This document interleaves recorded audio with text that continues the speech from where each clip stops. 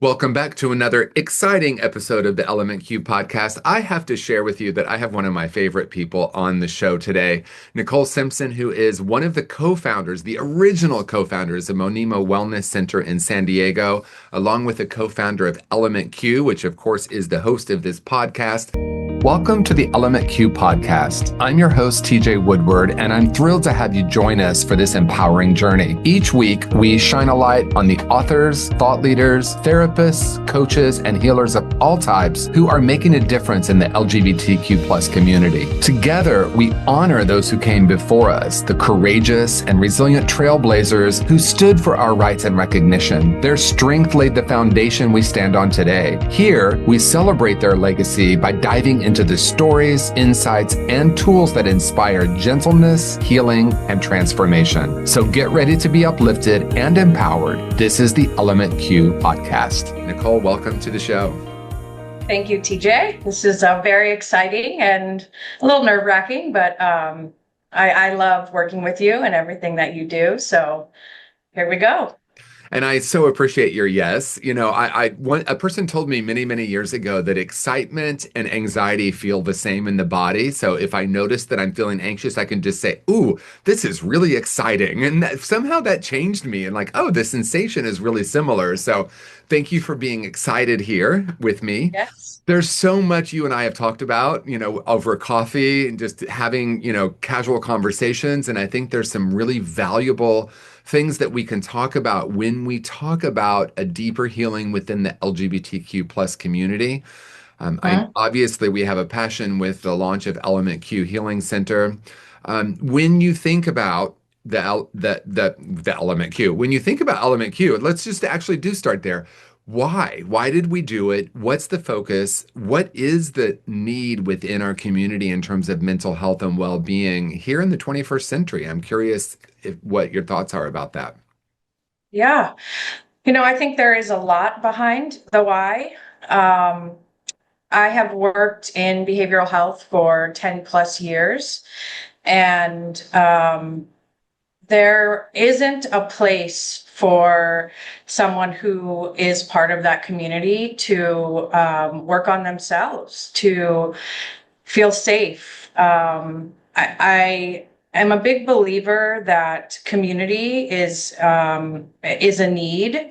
We're humans. We crave connection. We crave understanding, and I think when we can surround ourselves with others that have experienced similar or, the same, it helps us feel that there's not something wrong with us. And the LGBTQ community is so niche in itself. And San Diego has a huge, population of the gay community. And there wasn't a space for that. And we created something special within Monima, and there are several of our staff and founders, co-founders that identify with that community, and we wanted to create that here in San Diego, a space for everyone to gather and connect and go through their processes for healing. I love that. And you said something that I think is such the foundation of our work together, certainly my work with conscious recovery, but also a foundation with both Monima and Element Q. And that is the statement you made that you're not broken. And I think it's especially relevant. Obviously, it's relevant with all people seeking mental health or addiction treatment to lean into the what if I'm not broken question. But when it comes to our community, meaning the alphabet soup community, if you will, I think there's a heightened sense of that. I know for myself, growing up as a little gay boy in Indiana in the 1970s, I felt really broken. And I carried that sense of brokenness well into obviously my addiction and my mental health struggles, but also well into my recovery, well into my 20s, just feeling not like there's something wrong here, but I'm wrong here. And that's a huge difference, right? And I think that's something that we not only address, but we really hold sacred at Element Q, and that is holding that shame and how we heal shame. And I think a lot of the modalities or a lot of the way people get treated unconsciously try to heal shame with shame. And I know we do something completely different. I'd love to hear either your perspective in your own journey or how we work with clients, either way, on how do we help someone shift from this sense that they're broken to what if they're not? Even if we can move it to what if I'm not, that's a big move. Right. It's funny you say that because looking back in my own journey, I didn't come out until I was 31 or 32. And I never identified that I was broken or Mm. that I didn't have what I needed growing up. I grew up, my grandmother adopted a French gay man essentially Mm. because his parents weren't open to it. And so, that's what I grew up with. And there was not a stigma or, shame about being gay or being different. But now looking back, I can see that it's not that I was broken, but I wasn't strong enough or I wasn't confident enough to be able to be or say who I was. And I had the environment of safety and, like a lot of people don't have that, but for whatever reason, I wasn't able to identify this is who I am. And I think it probably went back to my own attachment and challenges growing up with, family and mother-father relationships.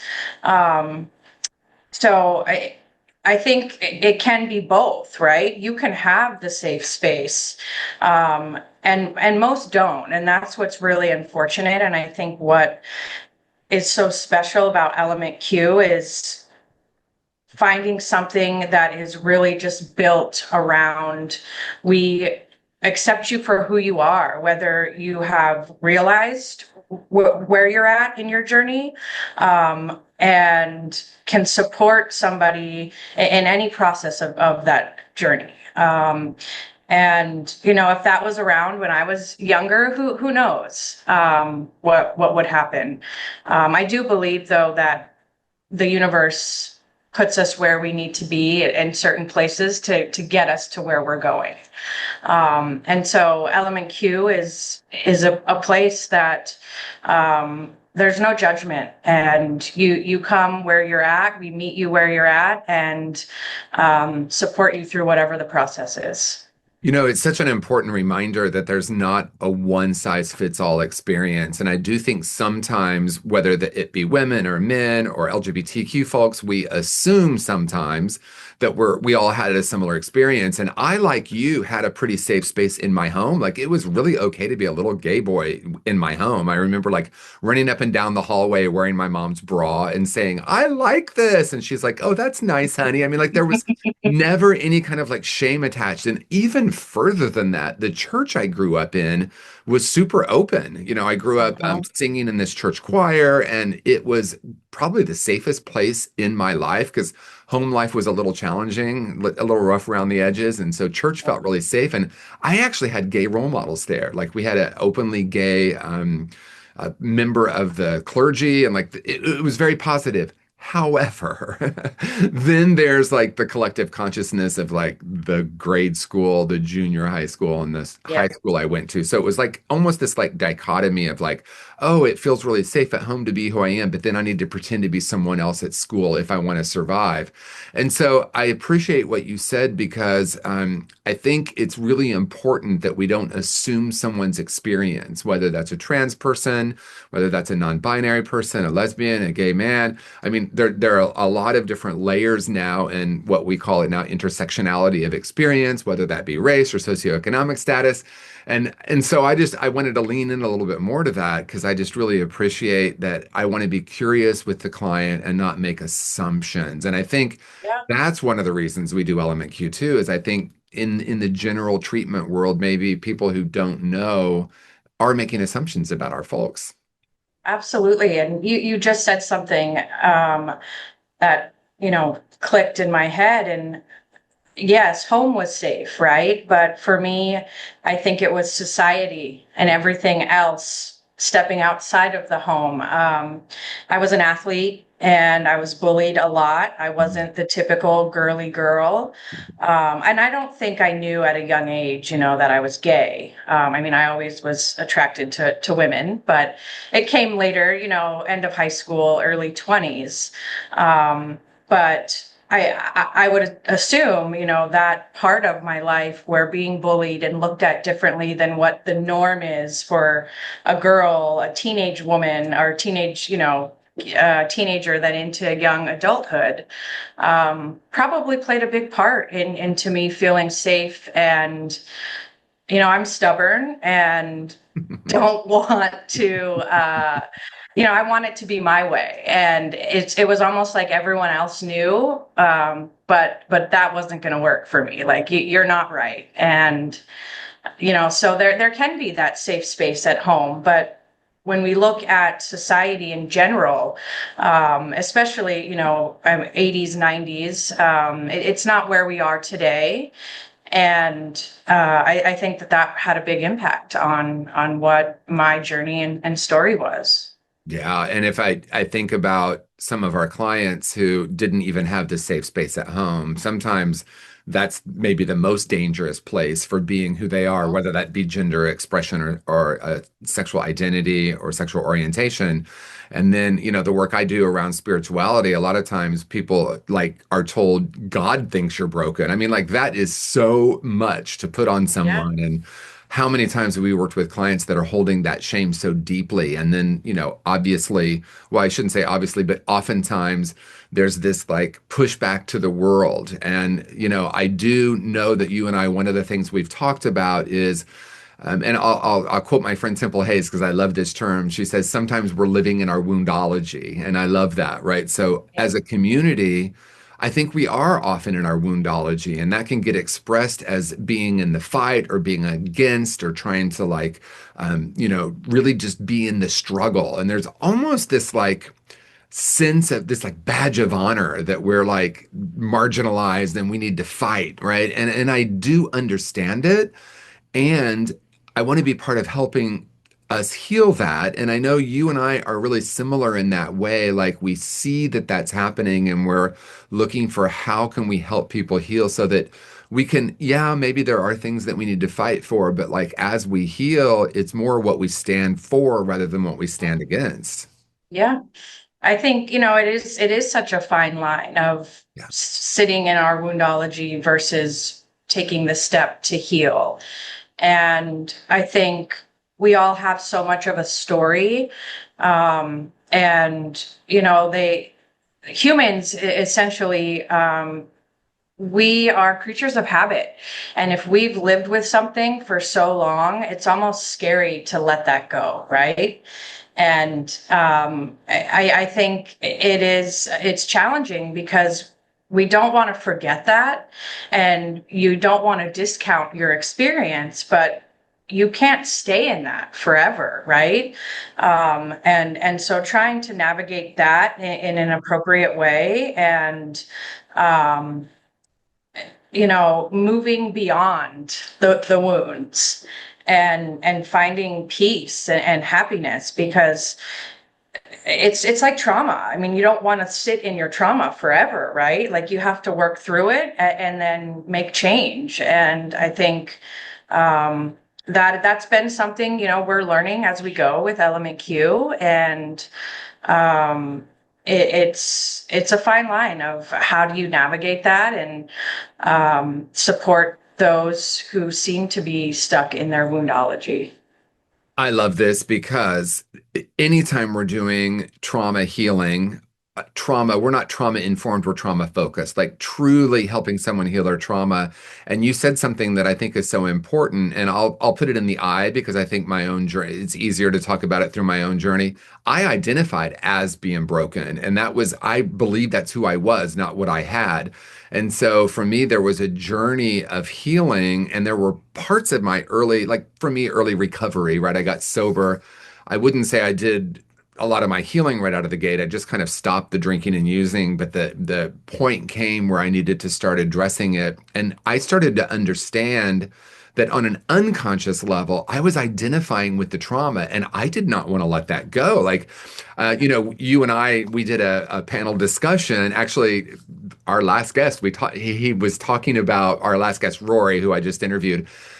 He was talking about the impact of that panel discussion at Emergence, and you were a panelist, and we talked about moving beyond the fight and how nuanced that conversation can be because we would never want to say to someone, oh, just move on from your trauma. Oh, just let that Right. trauma go. And Right. yet we also hold, or I also hold, that if a person stays stuck there, they stay stuck there, right? It's profoundly simple in that way. So honoring, helping someone navigate, and you know where I land on this. I always want to believe that someone can do a little more healing than they might be aware of. And I think sometimes, whether it be clinicians or a group of people, we can sometimes unconsciously keep our clients stuck by saying they're not ready. And this is my favorite conversation. So I don't want to put you on the spot, but you could either talk about it in your own journey or how we work with clients. But how do we help someone gently move? When do we know it's time for them to move? When do we honor that, maybe we want to stay in that for a while? Mhm. How did you navigate that and how do we do it? Mm. I know Um, it's a big question. it is. It is a big question. I can speak for myself first, and then I'll share a little bit about Element Q. For me, the biggest experience I can relate to is a really long unhealthy relationship, Mm. and it is a cycle, and you get to a point where you blame yourself Yeah. and you start telling yourself it's your fault and you become stuck. And so if you look at that type of behavior, regardless if it's an unhealthy relationship or, being trying to identify if you're gay, trans, bi, any of that sort, um, staying stuck doesn't allow you to grow. It doesn't allow you to experience. And, for me, it took a lot of therapy. Mhm. It took work and it took community. And that really was the biggest piece was finding humans who didn't judge me for what I was going through, met me where I was at and listened and, didn't say, oh my gosh, you need to get out of this relationship. This is terrible. You don't deserve that. And that's what helped me. And so I think for me, looking at Element Q, that is what is going to support most people, right?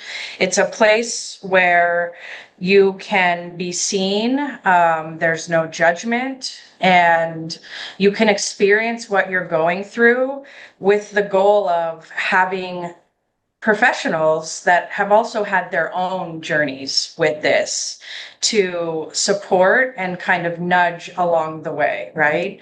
Um, it's challenging. Every human that comes through the doors is different, and um, I think for myself, the bottom line is this is the place to do it, right? You have this safe space, you have community with other clients, you have staff that are part of the LGBTQ community, and we're here and we're going to push you. And it's not always going to be pretty, right?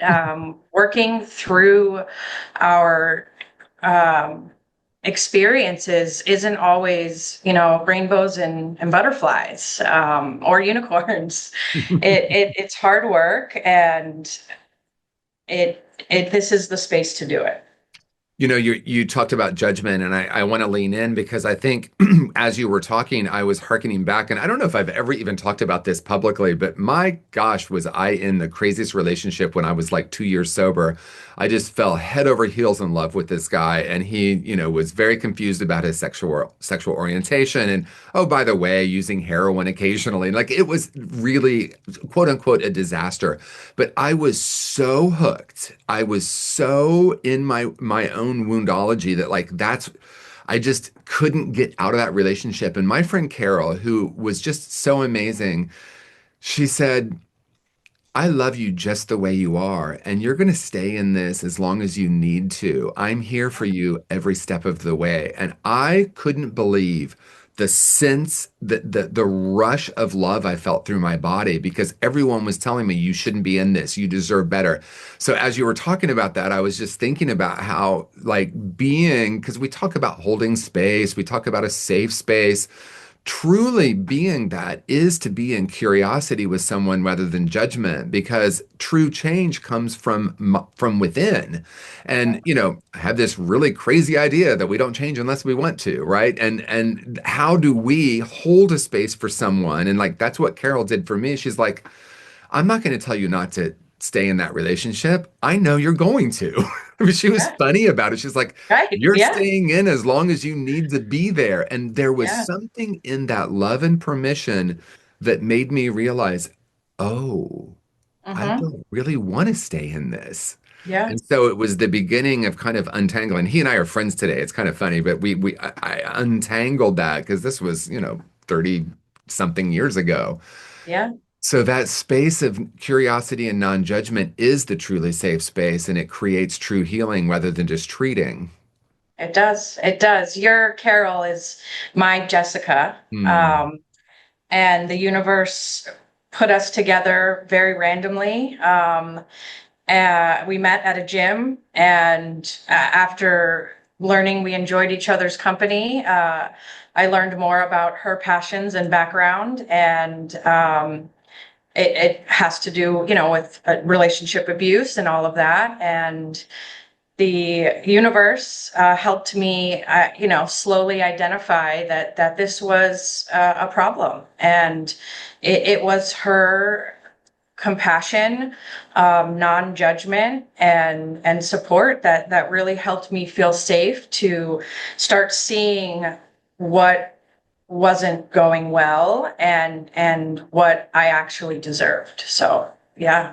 Amazing. And that really is, I think, the way that we can help a person heal is Mhm. not through judgment or even being directive, but being Mhm. curious, co-curious with them. And compassionate curiosity goes so far because we can, hold a space.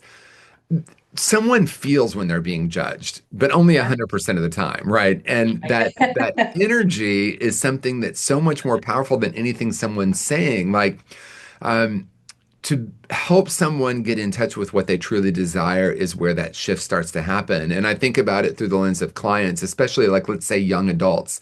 How many people in their life are saying, you shouldn't do this, you shouldn't do that, you should be more productive, you should have healthy, all these shoulds, and they come in feeling so damaged, and everyone in their life is saying what they need to do. Yep. And I know that's maybe over exaggerated, but in some cases it's 100% true. And we Yeah. might be the first person who says, okay, let's take a look at this together. It's Yeah. so powerful and so It, simple in some ways. it is. It is so simple, but in my many years of working in behavioral health, there is so much of don't do that. You can't do this, and even looking at somebody who's struggling with substance use.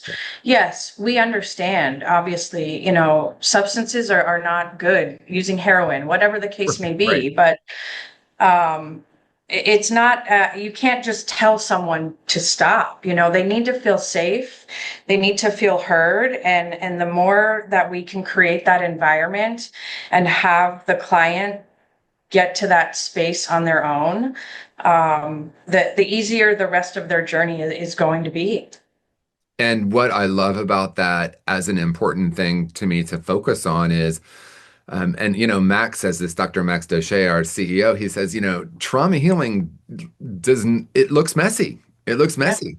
And I yeah, think about facilitating groups at Element Q and someone getting activated and needing to run out of the room. And then we have a triage person waiting for them, which, by the way, most treatment programs don't have. Right. So, like, and that isn't that there's something wrong here. It's that we're doing something well because, in its simplest form, and again, I can say it in my own journey, I found so many ways to escape from the feelings, so many ways to escape from this sense of like, brokenness. And we know that trauma gets locked in the body, which is why we do holistic. And mhm. holistic doesn't mean yoga every now and then. Holistic is like Right. physical, intellectual, emotional, and spiritual. We're working with all those rooms.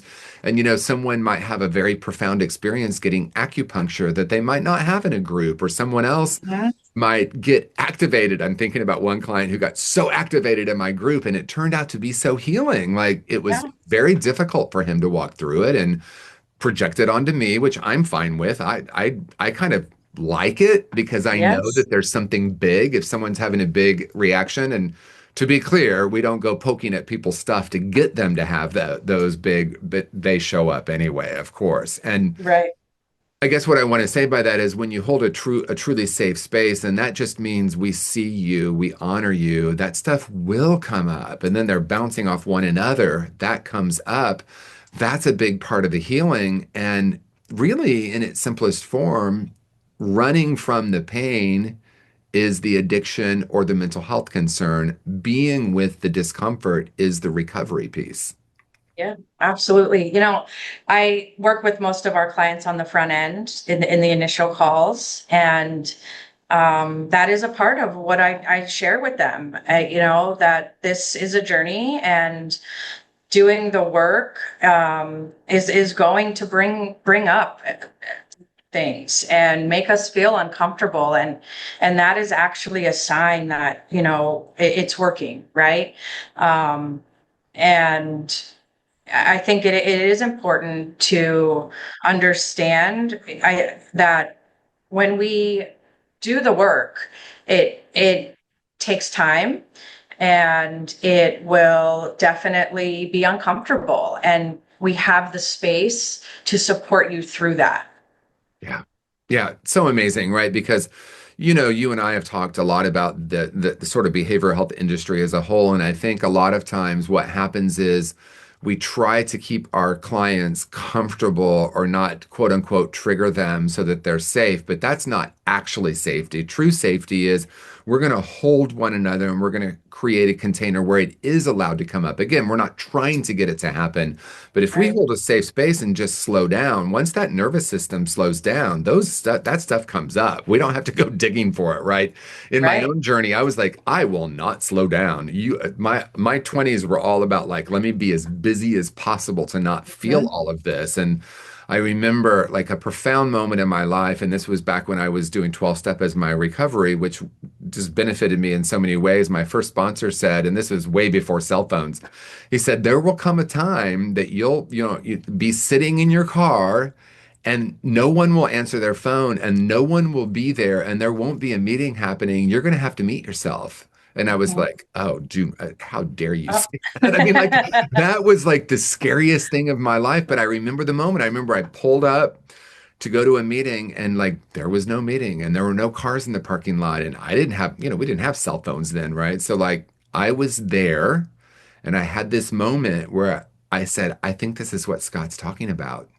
And Mhm. I just broke down crying in the parking lot, just literally sobbing in the driver's seat of my car. I'll never forget the way it felt. And somehow at the end of it, I was like, oh, I feel better. That's kind of surprising. Like my mind didn't realize the simplicity of that. And like there was this moment where I realized I had been using even my recovery as a way to escape from emotions. So that was just so powerful for me. And in a way, that's what we provide for someone. Yeah. It is, and that's the goal, right? Because your person who shared that is absolutely right. There's going to be a time when it's just you and yourself, and you have to figure it out. Yep. And be there with Mhm. yourself.